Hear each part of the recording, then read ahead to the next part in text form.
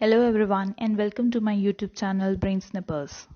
PSC 2019 question paper की और हमने उसे अच्छे से डिस्कस किया था। यदि आपको कोई डाउट हो तो मुझे कमेंट सेक्शन में कमेंट करके ज़रूर बताइएगा। मैं आपके डाउट को सॉल्व करने की पूरी कोशिश करूँगी। ये पार्ट जो है ये उसका ही सीक्वेंस पार्ट है, तो आगे बढ़ते हैं। ठीक है, बढ़ते हैं 11वें क्वेश्चन की तरफ, जो कि कह रहा है सतपुड़ा क्षेत्र में स्थित श्रेणियों में से पश्चिम से पूर्व की ओर उनकी स्थिति को दर्शाने वाला निम्नलिखित में से कौन सा क्रम सही है। आपको क्रम बताना है, वो भी पश्चिम से पूर्व की ओर, और वो भी किसका? सतपुड़ा क्षेत्र का। इंग्लिश में भी रीड आउट कर देती हूँ। Which of the following sequence present the correct location of the ranges in the Satpura region from west to east. इस क्वेश्चन का आंसर वो दे सकता है जिसकी मैपिंग बहुत स्ट्रांग है। जो मैपिंग बहुत अच्छे से करना जानता है वो इस क्वेश्चन का आंसर इजीली दे सकता है। ठीक है, तो यदि आपको सीखना है कि आप मैपिंग कैसे करें या मैप्स कैसे पढ़ें, तो आप मुझे कमेंट सेक्शन में बताइए। यदि इस पे बहुत सारे लोगों के कमेंट आए कि आपको इस वीडियो सेक्शन को, इस सीरीज को करना है, तो मैं इस पे वीडियो ज़रूर बनाऊंगी। ठीक है, तो चलिए बात करते हैं इस क्वेश्चन की। आई होप कि आपको इसका आंसर पता होगा। जिसकी मैपिंग स्ट्रांग होगी उसे तो पता ही होगा। चलिए मैं बताती हूँ। इसका आंसर है ए, बरवानी हिल्स, महादेव रेंज और मैकाल रेंज। यदि हम एमपी के मैप की बात करें, सॉरी यहाँ मैप अच्छे से नहीं बनेगा, तो यहाँ बरवानी हिल्स पड़ेंगी, यहाँ महादेव और यहाँ मैकाल रेंज। ये है पूरा सतपुड़ा रेंज। ओके, सबसे ज़्यादा वेस्ट में यदि इस क्वेश्चन की बात करूं तो यहाँ पे बरवानी हिल्स, महादेव रेंज और मैकाल रेंज, ये इसका आंसर है। बट यदि मैं मेनली सतपुड़ा की बात करूं, सतपुड़ा रेंज की बात करूं, तो सतपुड़ा रेंज में सबसे ज़्यादा जो वेस्ट पार्ट है, जो सबसे वेस्ट पार्ट है, वो पड़ता है राजपीपला। राजपीपला हिल्स सतपुड़ा रेंज में सबसे ज़्यादा वेस्ट में पड़ता है। और यदि मैं ईस्ट साइड की बात करूं तो वहाँ पे सतपुड़ा रेंज में सबसे ज़्यादा ईस्ट में पड़ता है मैकाल रेंज। ठीक है, मैकाल की पहाड़ियाँ पड़ती हैं सबसे ज़्यादा ईस्ट में। यदि मैं पूरे सतपुड़ा हिल्स की बात करूं, पूरे सतपुड़ा हिल्स की, कि ये कितना लंबा है, कितना लॉन्ग है, तो 1120 किलोमीटर लॉन्ग है, लंबा है। एमपी के सबसे ज़्यादा प्रोमिनेंट हिल्स की बात करूं मैं, तो सबसे पहला नाम आता है सतपुड़ा हिल्स, फिर नाम आता है विंध्याचल हिल्स, फिर नाम आता है महादेव हिल्स, फिर नाम आता है मैकाल अमरकंटक रेंज, फिर आती है बात कैमूर बंदर रेंज। ठीक है, ये वो नाम है, वो 5 नाम हैं जो आपको पता होने चाहिए। ये 5 वो प्रोमिनेंट हिल्स हैं, वो रेंज हैं जिनसे सवाल बनते हैं और आपको इनके बारे में बिल्कुल सारी जानकारी पता होनी चाहिए। चलिए बात करते हैं हम सतपुड़ा। सतपुड़ा में मैंने आपको 2 चीज़ें बताई कि ये कितना लंबा है, 1120, इसकी एवरेज हाइट कितनी है, 900। और एक और बात मैं बताऊं आपको कि इसका जो हाईएस्ट पीक है वो है धूपगढ़। ठीक है, बहुत बार क्वेश्चन आया है इससे। धूपगढ़ ये पड़ता है कहाँ पे? महादेव रेंज में। अभी मैंने बताया था कि महादेव रेंज कहाँ पड़ती है सतपुड़ा में, और सतपुड़ा रेंज के महादेव रेंज में क्या पड़ता है? धूपगढ़। और धूपगढ़ की जो हाइट है वो कितनी है? 1350 मीटर। कितनी है? 1350 मीटर। ओके, आई होप आपको समझ आया होगा। चलिए आगे बात करते हैं। महादेव रेंज में एक और इम्पॉर्टेंट पॉइंट है, वो है यहाँ पे फेमस हिल स्टेशन है, एमपी का फेमस हिल स्टेशन जिसका नाम है पचमढ़ी। ठीक है, सो ये से सारे जितने भी पॉइंट्स हैं, जितने भी फैक्ट्स हैं जो भी आपसे पूछे जाते हैं मोस्टली एमपी के क्वेश्चन में, या दूसरे भी जितने एग्जाम होते हैं ऑल इंडिया लेवल पे, एसएससी में, सीएचएसएल में, या दूसरे भी जो भी पेपर्स होते हैं रेलवेज में, तो कहीं ना कहीं कुछ कुछ ऐसे क्वेश्चन देखने के लिए मिलते हैं। क्वेश्चन से ही क्वेश्चन बनता है। सो ये सारे वो पॉइंट्स थे और आपको पता होने चाहिए। आप प्लीज़ इसे नोट करके रख लीजिए, तो आपको ये बहुत काम आएंगे। आगे बात करते हैं। किस नदी की घाटी गहरी खड़ भूमि के लिए विख्यात है? आई होप आपको इसका आंसर पता होगा। तो इसका आंसर है चंबल। ओके, चंबल की बात करते हैं। चंबल नदी का जो ओरिजिन है वो कहाँ है? जनापाव हिल्स, ये महू तहसील में पड़ता है और महू तहसील इंदौर डिस्ट्रिक्ट में पड़ता है। तो जो जनापाव की पहाड़ी है वो चंबल का ओरिजिन माना जाता है। ओके, चंबल नदी जो है वो यमुना नदी से जाकर मिलती है कहाँ पे? इटावा, यूपी में। ये भी पूछा गया क्वेश्चन है कि चंबल जो है वो यमुना से कहाँ जाकर मिलती है, तो कहाँ जाके मिलती है? इटावा में, और ये इटावा कहाँ पड़ता है? यूपी में। ओके, चंबल की टोटल लेंथ की बात की जाए तो 965 किलोमीटर्स इसकी टोटल लेंथ है।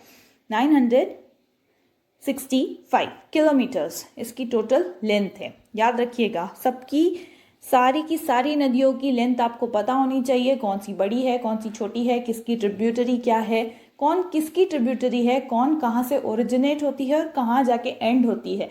ये सारी चीज़ें आपको पता होनी चाहिए, हिल्स पता होनी चाहिए और उसका डेस्टिनेशन पता होना चाहिए कि वो किस डिस्ट्रिक्ट में, किस तहसील में जाके मिल रही है। ये सारे पॉइंट्स आपको एक जगह नोट करके रखने हैं ताकि आपको कभी कंफ्यूजन ना हो। ओके, ज़्यादा से ज़्यादा मैपिंग करने की कोशिश करेंगे तो आपको बहुत सारी चीज़ें आसानी से बन जाएगी। यदि आप चाहते हैं कि मैं इस टॉपिक पे भी कोई वीडियो बनाऊं तो आप मुझे बता दीजिएगा, मैं ज़रूर बनाऊंगी। चलिए बात करते हैं चंबल की कि ये किस किस से बॉर्डर शेयर करती है। ठीक है, तो एमपी, राजस्थान से और यूपी से। ठीक है, एमपी, राजस्थान और यूपी। यदि आप कॉर्नर के ऊपर के पार्ट को देखेंगे, यहाँ पे जहाँ भिंड, मुरैना, श्योपुर पड़ता है, वहीं पे जो चंबल नदी है वो राजस्थान को और यूपी को टच करते हुए जाती है। यूपी में हम इटावा की बात तो कर ही चुके हैं, और यदि हम राजस्थान की बात करें तो जो कोटा शहर है, जो आईआईटी के लिए फेमस है, जहाँ पे आईआईटी की कोचिंग्स हैं, जहाँ पे बहुत सारे स्टूडेंट्स आईआईटी की प्रिपरेशंस के लिए जाते हैं, आप सबको पता ही होगा, चंबल के किनारे ही बसा हुआ है। ओके, बहुत बार पूछा जाता है कि कौन सा शहर किस नदी के किनारे बसा हुआ है। ये भी आपको पूरी लिस्ट में आपको प्रोवाइड करूंगी और आप इसे अच्छे से पढ़िएगा। ओके, वीडियो मैं बनाऊंगी इस पर, मैंने अभी वीडियो बनाया नहीं है, मैं आपके लिए इस पर भी वीडियो बना दूंगी। ओके, तो ये थी हमारी सारी बातें किससे रिलेटेड? चंबल रिवर से रिलेटेड। चलिए आगे बात करते हैं। इंदौर से जयपुर को जोड़ने वाले राष्ट्रीय राजमार्ग का संशोधित नंबर क्या है? What is the revised number of the national highways? NH. Okay, national highway को NH भी कहा जाता है, NH1, NH2, connecting Indore to Jaipur. तो इसका आंसर है 52।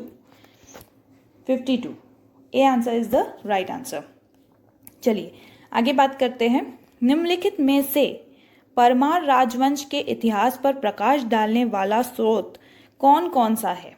ठीक है, कौन सा है? Which among the following source throw light on the history of Parmar dynasty? तो आपको इसका आंसर बताना है। परमार डायनास्टी के बारे में यदि मैं बताऊं आपको, तो परमार डायनास्टी के जो रूलर्स हैं, ये इन्हें कहा जाता है रूलर्स ऑफ मालवा। ठीक है, rulers of Malwa in central India, और इनकी जो कैपिटल है वो धार। ठीक है, मैं नोट कर देती हूँ, धार, ये इनकी कैपिटल हुआ करती थी। ओके, इन्हें rulers of Malwa in central India कहा जाता था इन 9th सेंचुरी। ठीक है, 9th सेंचुरी। और यदि मैं इस आंसर की बात करूं तो option D is the right option, all of the above. चलिए आगे बढ़ते हैं। चित्तौड़ के त्रिभुवन नारायण मंदिर को किसने बनवाया? त्रिभुवन नारायण मंदिर को किसने बनवाया? Who among the following built Tribhuvan Narayan temple of Chittor? देखिए इसका आंसर है Parmar Raja Bhoj. Parmar Raja Bhoj, option C is the right answer. इसके बारे में और भी बात करेंगे। त्रिभुवन नारायण शिव मंदिर, जिसे अब मोकल का समिदेश्वर मंदिर के नाम से जाना जाता है, का निर्माण किसने कराया? मैंने आपको ये क्वेश्चन यहाँ पे इसलिए दिया है क्योंकि इसमें भी यही सेम ऑप्शंस दिए गए थे जो कि इस क्वेश्चन में दिए गए हैं। ओके, और ये क्वेश्चन राजस्थान में पूछा गया है। तो मैंने आपको पहले भी बताया है कि क्वेश्चन से ही क्वेश्चन बनता है और क्वेश्चन हमें इंफॉर्मेशन भी प्रोवाइड करता है और अगले क्वेश्चन की जो बनावट है उसके बारे में भी बताता है। ठीक है, तो यदि आप क्वेश्चन को ध्यान से पढ़ेंगे तो आपको समझ में आएगा कि क्या पूछना चाहता है और हमें इससे और दूसरे क्या क्या क्वेश्चंस बन सकते हैं और हमें किन किन टॉपिक के बारे में और पढ़ना है। तो इसका आंसर था परमार राजा भोज। आपको याद रखना है इस क्वेश्चन में कि त्रिभुवन नारायण शिव मंदिर को समिदेश्वर मंदिर भी कहते हैं। ये राजस्थान में सिचुएटेड है। इसे परमार राजा भोज ने बनवाया था और कब बनवाया था? 11वीं सदी में, 11th सेंचुरी में। बात करते हैं ऑप्शन नंबर डी की, पृथ्वीराज चौहान। पृथ्वीराज चौहान को राय पिथौरा भी कहा जाता है, नोट कर लीजिए, राय पिथौरा। ओके, सो इन्होंने 2 युद्ध बहुत ही फेमस है जो कि आपको पता होने चाहिए। 1191 first battle of Tarain, 1192 second battle of Tarain. Okay, आपको ये दोनों ही युद्धों के बारे में पता होना चाहिए। ये भी MPPSC में पूछे गए हैं। 1191 दोनों की डेट पता होनी चाहिए। 1191 first battle of Tarain and 1192 second battle of Tarain.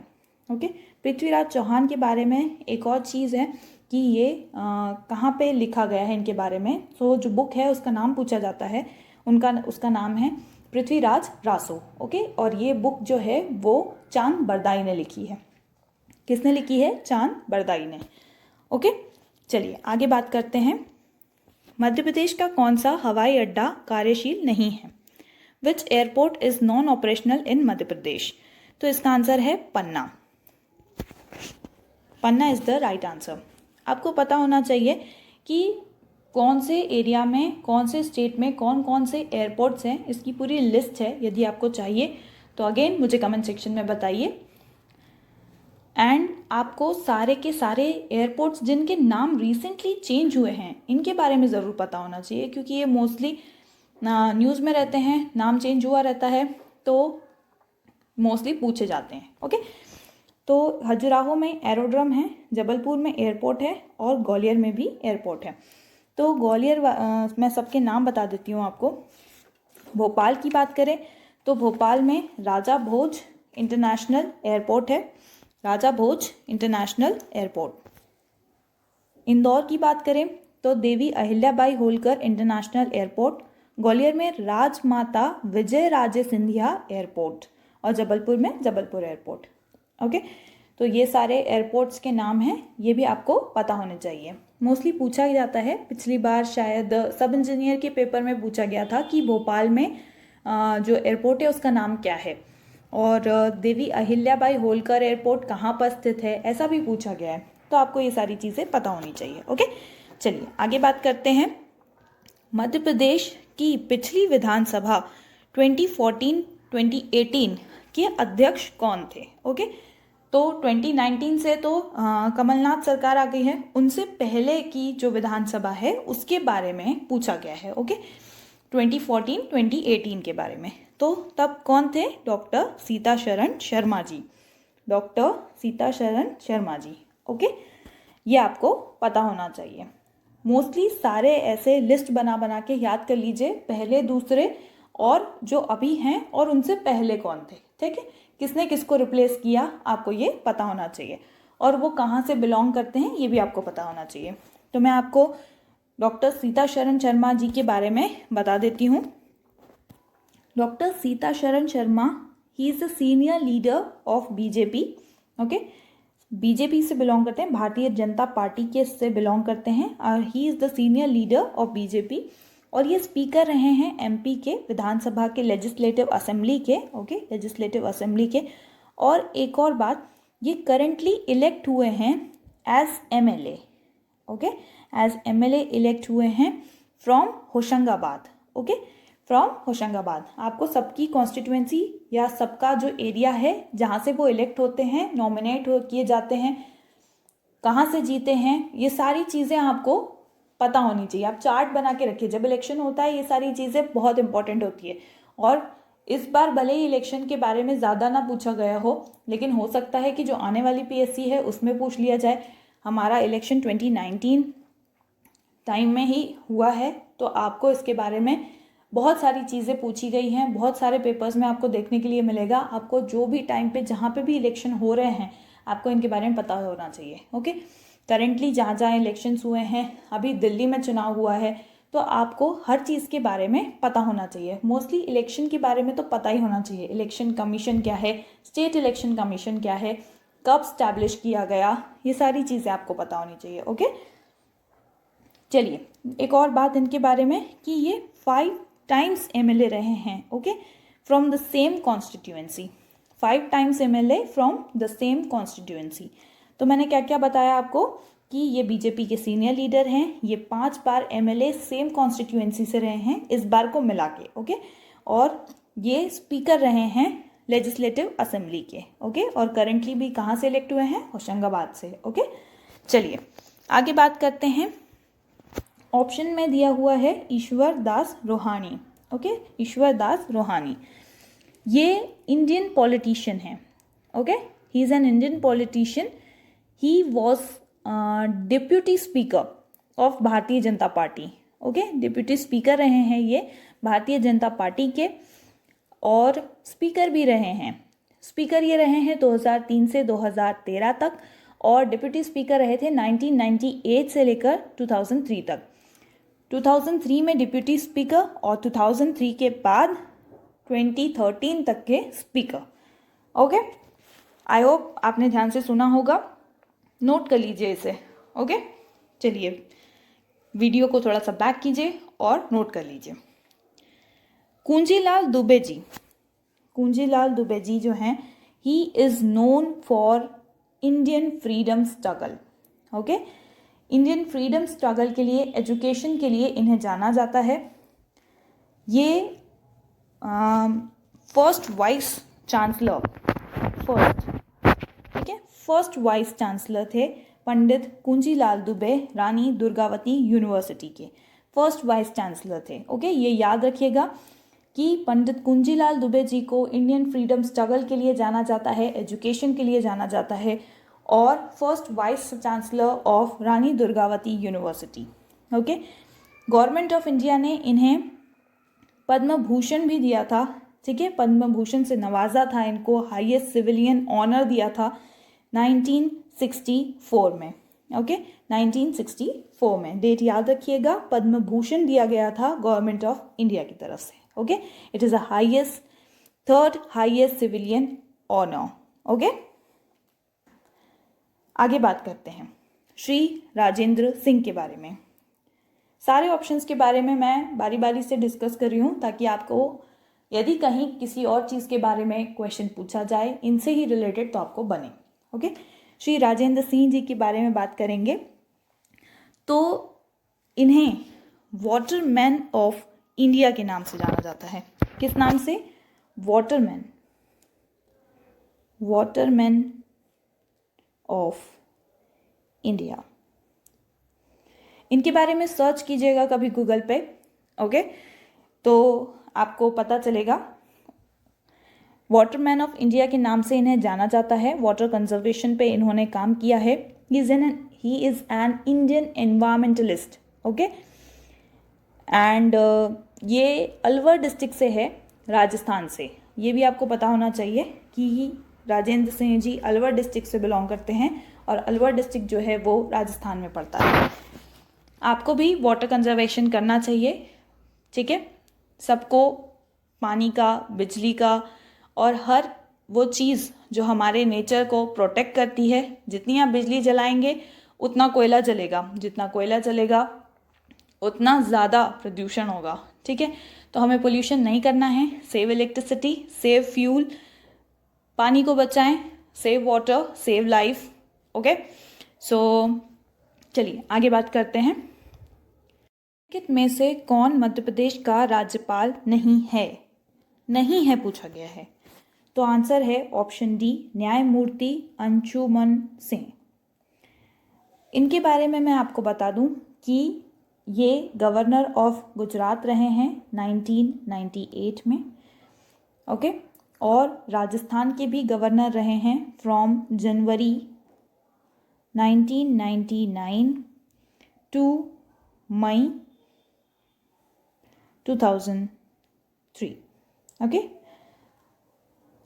Governor रहे हैं गुजरात के 1998 में और former governor of Rajasthan from January 1999 to May 2003, okay. I hope आपने नोट कर लिया होगा। नेक्स्ट क्वेश्चन की बात करते हैं। मध्य प्रदेश से किस राज्य की सीमा नहीं छूती है? Which state does not touch the boundary of Madhya Pradesh? इसके लिए भी आपको मैपिंग बहुत ज़रूरी है कि कौन सी बाउंड्री किस स्टेट से लगती है और किस स्टेट से नहीं लगती है। कौन सी बाउंड्री लगती है, कितने राज्य लगते हैं, 5 लगते हैं, 6 लगते हैं, 7 लगते हैं। सबसे ज़्यादा बॉर्डर्स कौन शेयर करता है? यूपी सबसे ज़्यादा बॉर्डर शेयर करता है, ठीक है। सबसे ज़्यादा स्टेट से बॉर्डर शेयर करता है यूपी। सबसे कम बॉर्डर कौन शेयर करता है? ये सारी जो चीज़ें हैं आपको पता होनी चाहिए। आप नोट करके एक पेज पे अलग से लिख के रखिए इस चीज़ों को, ओके। तो इसका आंसर है Jharkhand. Option C is the right answer. Jharkhand touch नहीं करता है। गुजरात टच करता है, राजस्थान टच करता है और नीचे महाराष्ट्र भी टच करता है, बट झारखंड टच नहीं करता। और 2 और हैं जो मध्य प्रदेश को टच करते हैं, वो है यूपी, छत्तीसगढ़। चलिए आगे बात करते हैं। मध्य प्रदेश राज्य निर्वाचन आयोग में निम्न में से कौन आयुक्त नहीं रहा? Which of the following has not been the commissioner of the Madhya Pradesh State Election Commission? तो इसका सही आंसर है श्री अन्वी, ओके। ये आपका option D is the right answer. दोस्तों हमेशा खुद पे विश्वास रखिए, ओके। कभी भी अपने ट्रस्ट को जाने मत दीजिएगा। ट्रस्ट गया तो सब गया। कभी भी खुद पे से विश्वास मत हटाइएगा, क्योंकि जो कर सकते हैं आप ही कर सकते हैं और कोई नहीं कर सकता, okay. So believe in your self always. And एक रिक्वेस्ट है कि ये सारी वीडियो सीरीज कंप्लीटली देखिएगा। आई नो कि वीडियो लंबा हो जा रहा है, क्वेश्चन कम हो रहे हैं, लेकिन वीडियो लंबा हो रहा है, पर क्वेश्चन में भी बहुत सारे क्वेश्चंस हो रहे हैं। इसलिए ये क्वेश्चन सिर्फ 10 क्वेश्चंस का नहीं है, ये जो वीडियो है वो सिर्फ 10 क्वेश्चंस का नहीं है, बहुत सारे क्वेश्चंस का है, okay. So watch this video series completely. Thank you for watching this video. अच्छा लगे तो लाइक कीजिएगा, शेयर कीजिएगा और मेरे चैनल को सब्सक्राइब ज़रूर कीजिएगा। बेल आइकन को क्लिक करना मत भूलिएगा, ताकि आपको जो भी वीडियो आए उसका नोटिफिकेशन मिले सबसे पहले। Thank you for watching this video. Take care, bye bye.